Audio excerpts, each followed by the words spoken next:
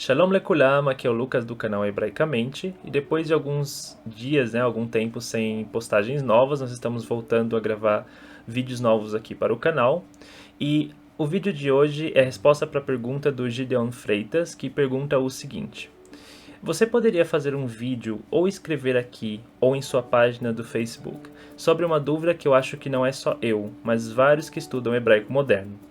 É sobre as letras Vet e Bet, Fe e P, Raf e Kaf, que quando leva o dagesh muda a pronúncia e no hebraico moderno não tem os pontos. Poderia me explicar?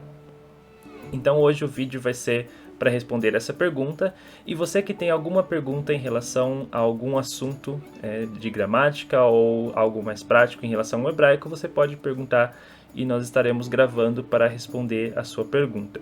Você também que ainda não curtiu a nossa página no Facebook e não acompanhou o nosso canal aqui no YouTube, estarei deixando abaixo na descrição o link da nossa página no Facebook. Você também poderá acompanhar nossas postagens ali, também na nossa página do Instagram e o nosso grupo no WhatsApp.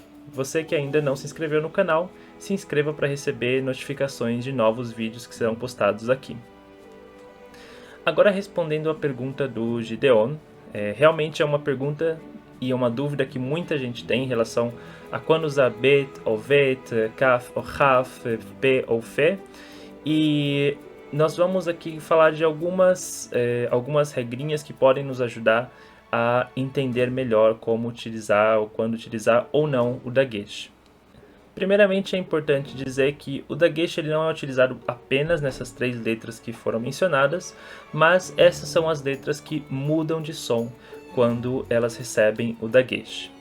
Nós temos dois tipos de dagesh, que é o dagesh kal e o dagesh chazak, e o dagesh chazak ainda se subdivide em dagesh chazak tavniti e mashlim, mas hoje a ideia não é muito de falar sobre as diferenças entre eles ou quais são esses tipos de dagesh, mas sim de uma forma prática como saber quando utilizar ou não o dagesh. Então, vamos começar. Bom, a primeira regra é em relação a palavras que utilizam essas três letras no seu início. Ou seja, palavras que vão ter bet no começo ou p ou kaf. Temos alguns exemplos, como por exemplo a palavra bait. Então aqui nós sabemos que é um som de B porque ele está no começo da palavra. Como foi bem colocado pelo Gideon, a gente não tem como saber porque a gente não utiliza os sinais massoréticos no hebraico moderno ou na escrita cotidiana. Então, por isso é um pouco mais difícil saber quando utilizar um ou outro, quando usar ou não o dagesh. Então, nesse caso, quando tem uma palavra no começo, eu vou utilizar dagesh, como por exemplo na palavra bait, na palavra kesef ou na palavra polim. Vale destacar que, assim como acontece no português, no hebraico também entram palavras estrangeiras e elas vão trazer algumas diferenças. Nem sempre elas vão seguir as regras da língua. Um exemplo disso é a palavra filosofia, que é uma palavra que começa com a letra P, porém ela é pronunciada com Fe.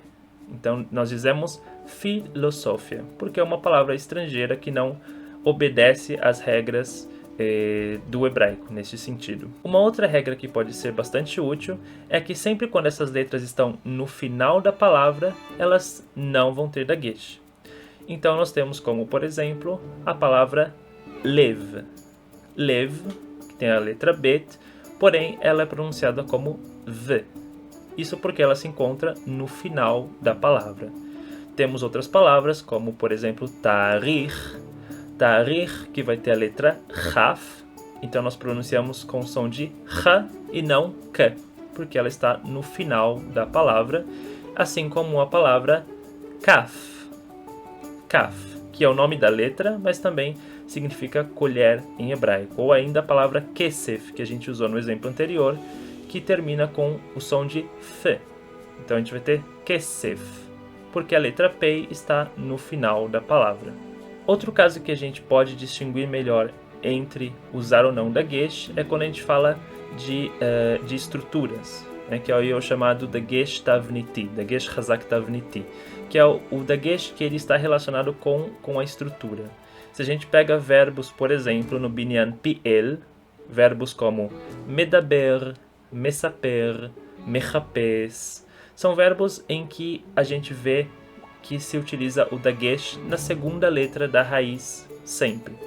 Então aqui o dagesh não depende de estar no começo ou no final, mas sim está relacionado com a estrutura do verbo. Então sempre que eu tenho essa estrutura, por exemplo, o verbo na estrutura piel, eu vou utilizar o dagesh na segunda letra da raiz. Então nós temos medaber, mesaper, mechapes, entre outros. Uma outra forma de saber se a gente vai usar ou não o dagesh é a relação com o shva. O shva, para quem não conhece, são aqueles dois pontinhos que deixam a consoante muda, sem nenhuma vogal. Na verdade, existem dois tipos de shva, shvana e shvanar, porém o shva que a gente está falando é aquele que deixa realmente a consoante muda, sem nenhuma vogal. O shvana, que é o outro shva, é aquele que vai deixar a letra, a consoante, com um som de E. Bom, então voltando, sempre que a gente tiver uma dessas letras, ou kaf, ou p, ou bet, depois de uma shvanar, a gente vai ter o dagesh. Um exemplo é a palavra parpar. Parpar. Parpar vai ter dagesh tanto na primeira letra P, porque ela está no começo da palavra, e também na segunda, porque ela está depois de um shvanar. Claro que existem exceções para essas regras, porém, de modo geral, a gente pode seguir essa regra. Bom, esse é o vídeo de hoje, espero que vocês tenham gostado e que possa ajudar vocês a pronunciarem corretamente palavras que tenham essas 3 letras. E se ficou alguma dúvida, deixem nos comentários, ou se vocês tiverem alguma outra dúvida que queiram alguma explicação, deixe aqui nos comentários para que a gente possa aprender cada vez mais uns com os outros. Toda rabá ve leitraot.